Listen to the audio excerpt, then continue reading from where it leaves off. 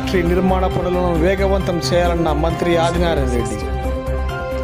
కేంద్రం అనుమతులు ఇవ్వకపోయినా న్యాయ నిపుణుల కమిటీతో సుప్రీంకోర్టును ఆశ్రయిస్తాం. మంత్రి ఆదినారాయణ రెడ్డి.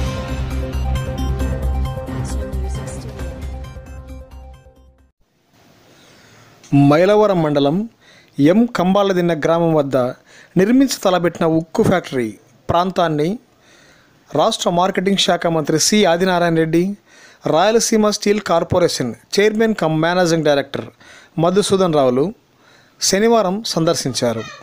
ఈ సందర్భంగా మంత్రి ఆదినారాయణ రెడ్డి మాట్లాడుతూ స్టీల్ ఫ్యాక్టరీ నిర్మాణ పనులను వేగవంతం చేయాలని మంత్రి ఆదినారాయణ రెడ్డి అన్నారు. ఒకవేళ కేంద్రం అనుమతులు ఇవ్వడంలో జాప్యం చేస్తే న్యాయ నిపుణుల కమిటీని ఏర్పాటు చేసి సుప్రీంకోర్టును ఆశ్రయించి అనుమతులు సంపాదించాలని అన్నారు. ఈ సందర్భంగా మంత్రి ఆదినారాయణ రెడ్డి మాట్లాడుతూ ఇక్కడికి రావడానికి ప్రధాన కారణం ఈ ఫ్యాక్టరీ పరిగెత్తాల, అపోహలు తొలగాల.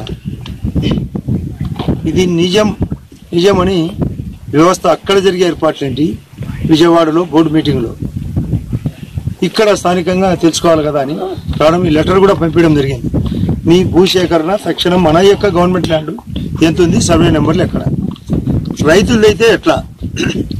గౌరవ ముఖ్యమంత్రి గారు ఆ రోజు చెప్పిన ప్రకారం సభలో కన్సెంట్ మామూలు మహా అంటే 400 ఎకరాలు ఉండేది రైతులకి, డీకేటీ ఒక 110 ఎకరాలు. అది ప్రభుత్వం గతంలో ఇచ్చిన డీకేటీ.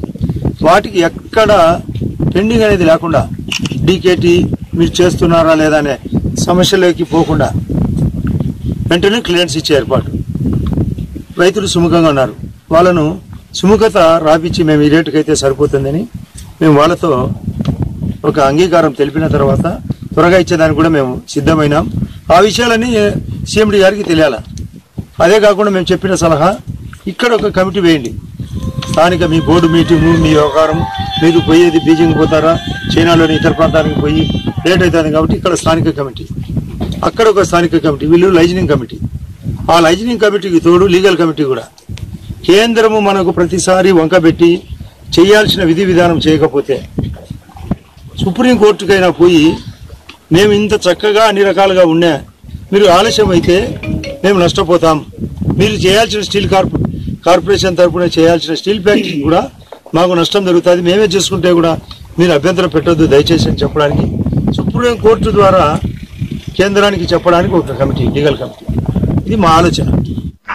లేటెస్ట్ న్యూస్ కొరకు వైఎస్ఆర్ కడప న్యూస్ను సబ్స్క్రైబ్ చేయండి. ఆ తర్వాత ప్రక్కనే కనిపించే బెల్ ఐకాన్పై ట్యాప్ చేయండి.